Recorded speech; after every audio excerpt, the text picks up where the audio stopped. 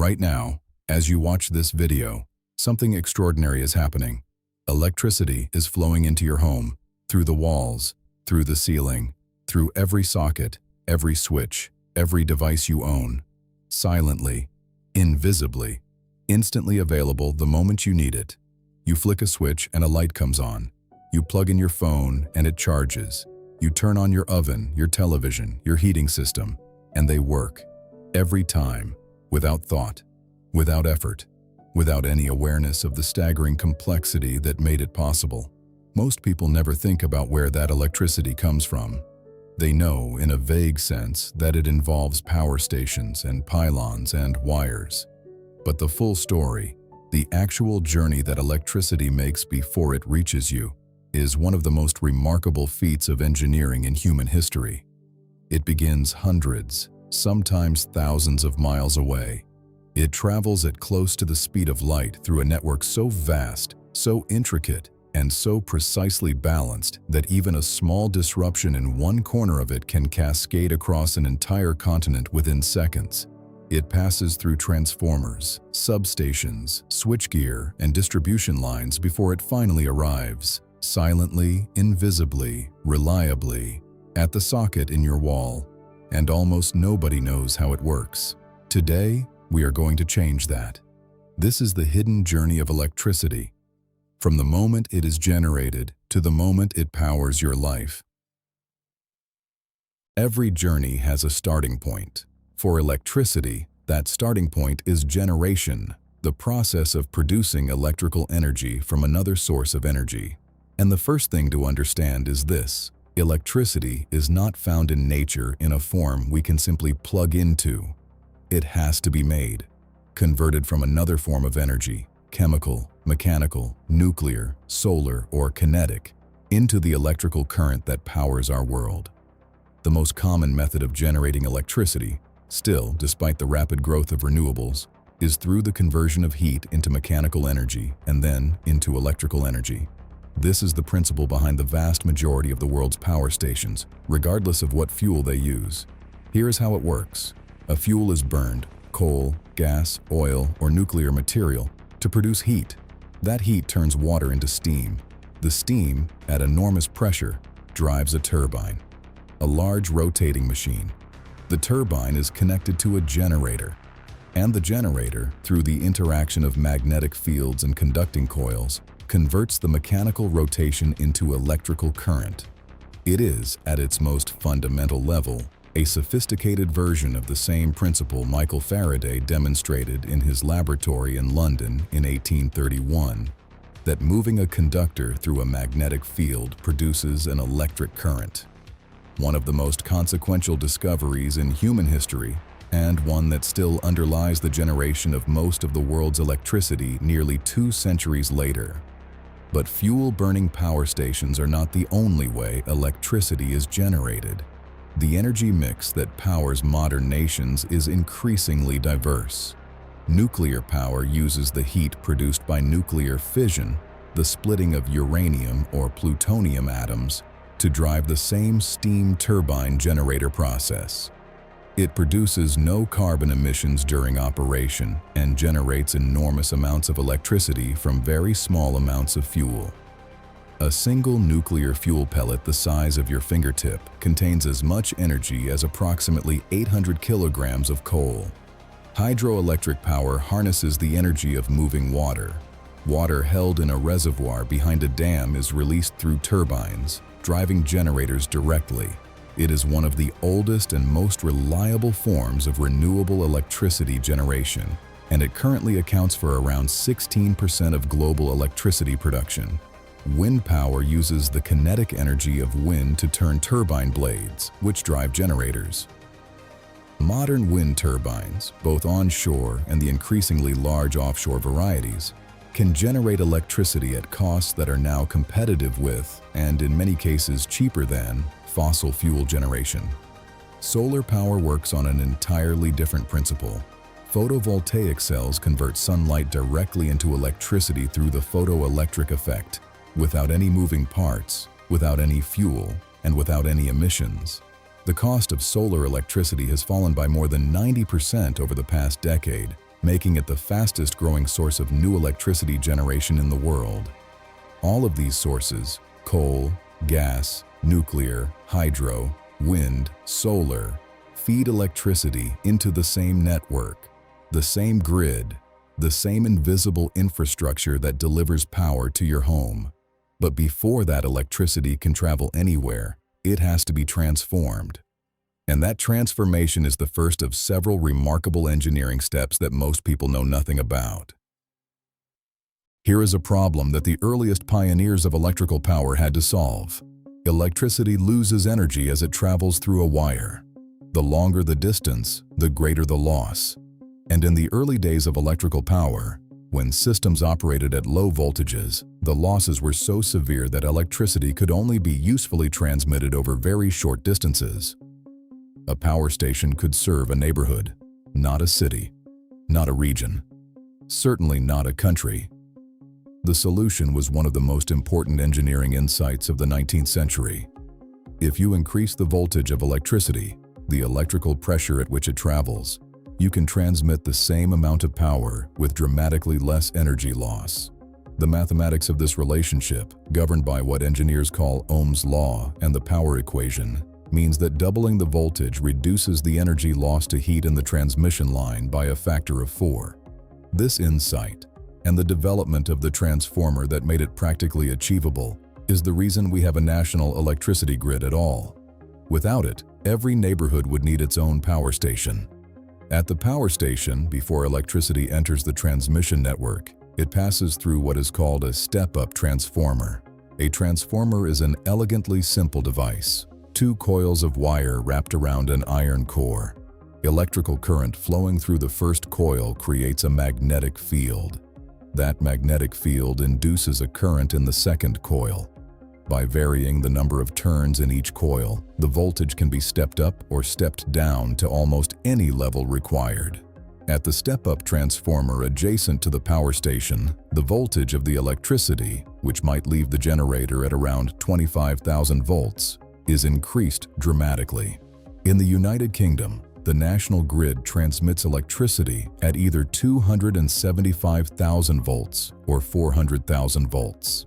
In the United States, some transmission lines operate at up to 765,000 volts. These are not numbers that have any intuitive meaning in everyday life. The electricity in your home runs at 230 volts in the UK or 120 volts in the US. The transmission voltage is roughly 1,000 to 3,000 times higher than what comes out of your wall socket. That extreme voltage is what makes long-distance transmission possible, and it is what makes the next stage of the journey, transmission, the most visually dramatic part of the entire system. Leave any major city in Britain, or drive across the American Midwest, or travel through the plains of continental Europe, and you will see them. Tall metal towers marching across the landscape in long, unbroken lines. Power pylons. Transmission towers. The visible skeleton of the electricity grid. These towers carry the high-voltage transmission lines that form the backbone of the national electricity network. In the United Kingdom, this network is known as the national grid. In the United States, there are in fact 3 largely separate grids: the Eastern Interconnection, the Western Interconnection, and the Texas Interconnection, covering different parts of the country. The transmission network is the motorway system of electricity. Just as motorways carry large volumes of traffic at high speed over long distances, transmission lines carry large volumes of electrical power at high voltage over long distances, from the power stations where it is generated to the regions where it is needed. The scale of this network is difficult to comprehend. In the United Kingdom alone, the National Grid Transmission Network comprises approximately 7,000 kilometers of overhead transmission lines and around 1,000 kilometers of underground cables, connecting over 300 substations across England, Scotland, and Wales. In the United States, the transmission network stretches for more than 275,000 kilometers, enough to circle the Earth nearly 7 times. The transmission lines themselves are not made of copper, as most people assume. They are made of aluminum, lighter, cheaper, and nearly as conductive, reinforced with a steel core for strength. Each cable hangs in a gentle curve between the towers, a shape called a catenary, which distributes the mechanical stress evenly along the line. You may have noticed that transmission lines always hang in a visible sag between pylons, rather than running perfectly straight. This is not poor engineering. It is essential engineering. Metal expands in heat and contracts in cold. If the lines were strung too tightly, they would snap in winter when the metal contracts. The sag gives them room to move with the seasons. But here is something most people do not realize about the electricity flowing through those lines. It is not the same kind of electricity that comes out of your wall socket in one important respect. Not in voltage. We have covered that. But in the way it flows. The electricity in the transmission lines is alternating current, AC. The current reverses direction 50 times per second in the UK and 60 times per second in the US. This is measured in hertz, 50 hertz or 60 hertz. The reason AC is used for transmission rather than the direct current that flows from a battery comes back to the transformer. Transformers only work with alternating current, and without transformers, there is no efficient long-distance transmission. This was the conclusion of the famous war of currents in the 1880s and 1890s, the fierce commercial and intellectual battle between Thomas Edison, who championed direct current, and Nikola Tesla and George Westinghouse, who championed alternating current. Tesla and Westinghouse won, and the entire global electricity grid, to this day, is built on their victory. Here is something that will change the way you think about electricity forever. Electricity cannot be stored, not at grid scale, not yet. Every unit of electricity that is consumed at any moment, in your home, in a factory, in a hospital, in a data center, must be generated at exactly that same moment. Supply and demand on the electricity grid must be balanced in real time, continuously, every second of every day.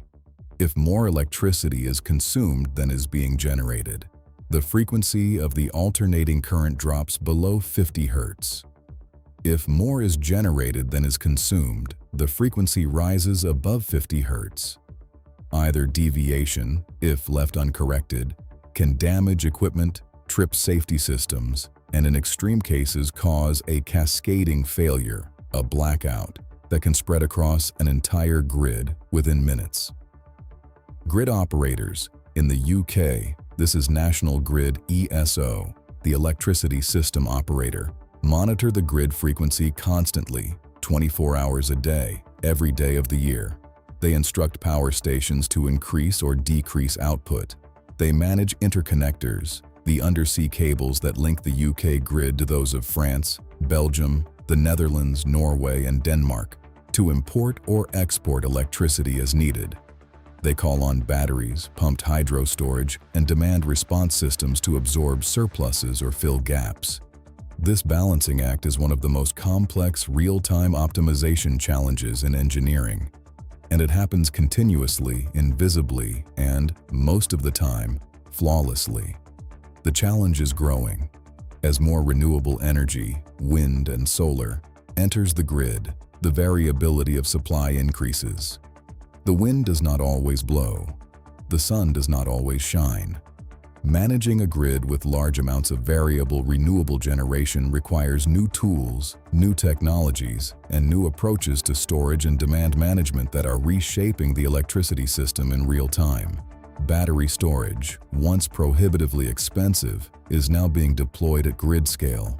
Pumped hydro storage, where surplus electricity is used to pump water uphill into a reservoir, which is then released through turbines when power is needed, remains one of the largest forms of grid-scale energy storage in the world. And hydrogen, produced using surplus renewable electricity, is emerging as a potential long-term solution for storing energy across seasons. The grid of the future will look very different from today's grid, but its fundamental purpose will remain the same: to ensure that wherever you are, whenever you need it, electricity is there.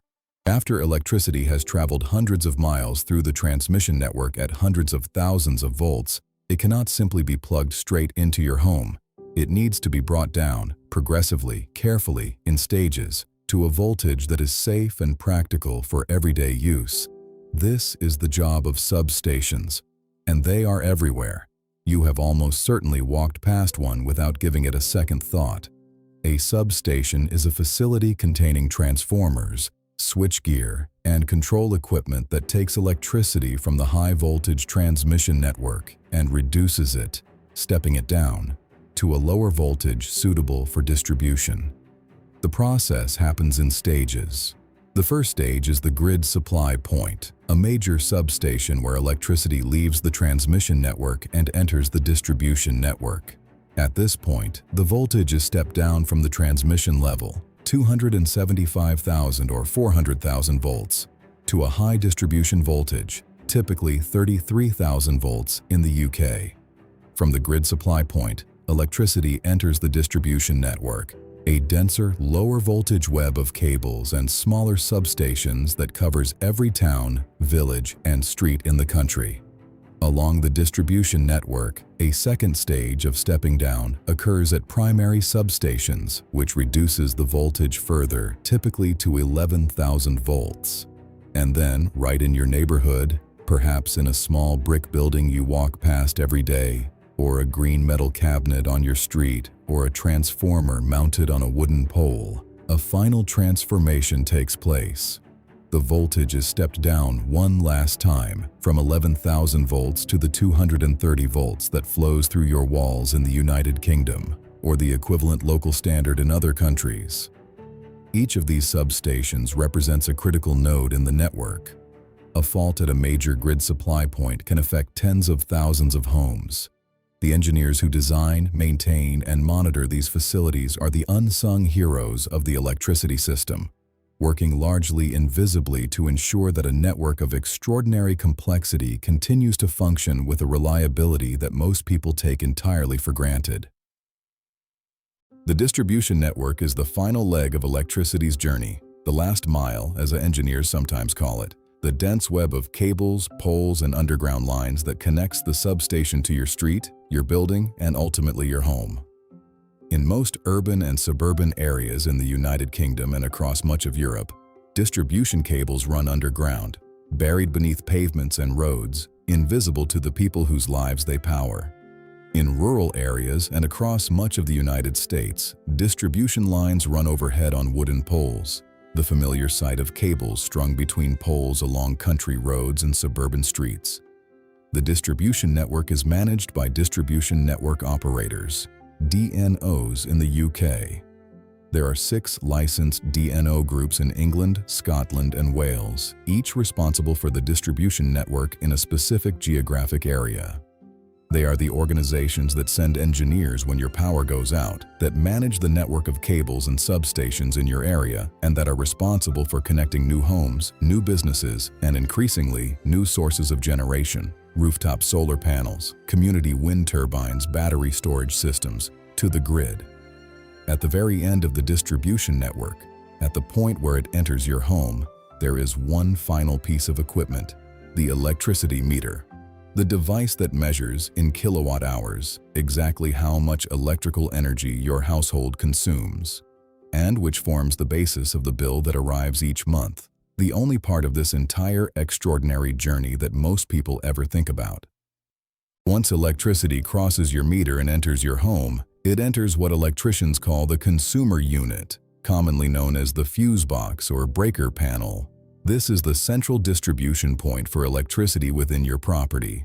From the consumer unit, separate circuits branch out through your home, one for lighting, one for sockets, one for the cooker, one for the shower, each protected by its own circuit breaker or fuse. If a fault occurs on any circuit, a short circuit, an overload, or a ground fault, the circuit breaker trips, cutting off the electricity to that circuit before it can cause damage or start a fire. The wiring within your walls consists of 3 conductors: the live wire, which carries the current to your appliances, the neutral wire, which carries it back, and the earth wire, which provides a safe path for fault currents to flow to ground rather than through a person. Every socket, every switch, every light fitting in your home is part of a carefully designed system, one that has evolved over more than a century of electrical engineering, safety testing, and regulation, to deliver electrical power reliably and safely to every corner of your home. And all of it, from the power station hundreds of miles away to the socket in your wall, happens in a fraction of a second every time you need it, without any visible effort on your part. For all its sophistication, the electricity grid is not infallible, and when it fails, even briefly, the consequences illuminate just how completely dependent modern life has become on a continuous, reliable supply of electrical power. The most dramatic failures are large-scale blackouts, events in which a significant portion of the grid loses power simultaneously. One of the most significant blackout events in recent British history occurred on the 9th of August 2019, when a lightning strike on a transmission line in Lincolnshire triggered a cascade of failures that knocked out a large offshore wind farm and a gas-fired power station within seconds of each other. The sudden loss of nearly 1 gigawatt of generation caused the grid frequency to fall sharply, triggering automatic safety disconnections across the network. Within moments, parts of London, the East Midlands, the Southeast, and the Northeast of England lost power. Over 1 million people were affected. Train services were disrupted. Traffic lights failed. Hospitals switched to emergency generators. The entire event lasted less than an hour in most areas. But it demonstrated, with stark clarity, how a chain of events, each individually manageable, can combine to produce a system-wide failure when the grid is operating under stress. Larger and more prolonged blackouts have occurred elsewhere. The Northeast blackout of 2003, triggered by a software bug in an Ohio utilities alarm system, which prevented operators from responding to a series of minor faults, cascaded across 8 U.S. states and the Canadian province of Ontario, leaving 55 million people without power for up to 2 days. The Northeast blackout cost an estimated $6 billion in economic damage. It disrupted water treatment, communications, transportation, and healthcare across one of the most densely populated regions on Earth, and all from a software bug that went undetected for barely an hour. These events are reminders that the electricity grid, for all its extraordinary engineering, is a system operating under continuous stress, managing real-time balance across thousands of variables, and dependent at every level on the skill and vigilance of the people who operate it. The electricity grid of 2025 is already being transformed, faster than at any point since its creation, and the grid of 2050 will be almost unrecognizable compared to the one that exists today. Several forces are reshaping it simultaneously. The first is decarbonization. Governments across the world have committed to dramatically reducing the carbon emissions of their electricity systems, replacing fossil fuel generation with wind, solar, nuclear, and other low-carbon sources. In the United Kingdom, the government has set a target of decarbonizing the electricity system by 2030. Achieving that target requires not just building enormous amounts of new renewable generation, but fundamentally redesigning the grid to manage the variability that comes with it. The second is electrification. As economies decarbonize, more and more activities that previously relied on fossil fuels, heating, transport, industrial processes, are being electrified. Electric vehicles, heat pumps, electric arc furnaces. Each of these places new demands on the electricity grid, demands it was not designed to meet. The number of electric vehicles on UK roads is growing rapidly, and each one represents a significant new electrical load. Managing when and how millions of electric vehicles charge and potentially discharge back into the grid is one of the most complex demand management challenges the grid has ever faced. The third is decentralization. The traditional electricity system was built around large centralized power stations feeding power through a one-way network to passive consumers. The new system is increasingly two-way. Homes with rooftop solar panels generate electricity and export it to the grid. Community energy projects, battery storage systems, and electric vehicles all consume and produce electricity. The boundary between generator and consumer is dissolving, and the grid must evolve to manage the complexity that brings.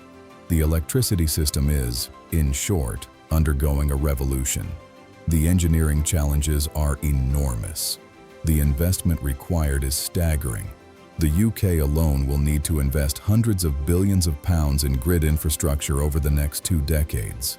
But the direction of travel is clear. The grid of the future will be cleaner, smarter, more resilient, and more complex than anything that has come before it. And it will remain, as it has always been, the invisible foundation on which modern civilization depends. The next time you flick a switch, pause for a moment. Behind that simple action lies one of the greatest engineering achievements in human history. A journey that begins at a power station, passes through step-up transformers, travels hundreds of miles along high-voltage transmission lines, passes through substations and distribution networks, and arrives silently, instantly, reliably, at the socket in your wall. A system so vast, so complex, and so precisely balanced that it operates continuously, every second of every day, across thousands of miles of infrastructure, managed in real time by engineers whose work most of us never see and rarely think about. It is not magic.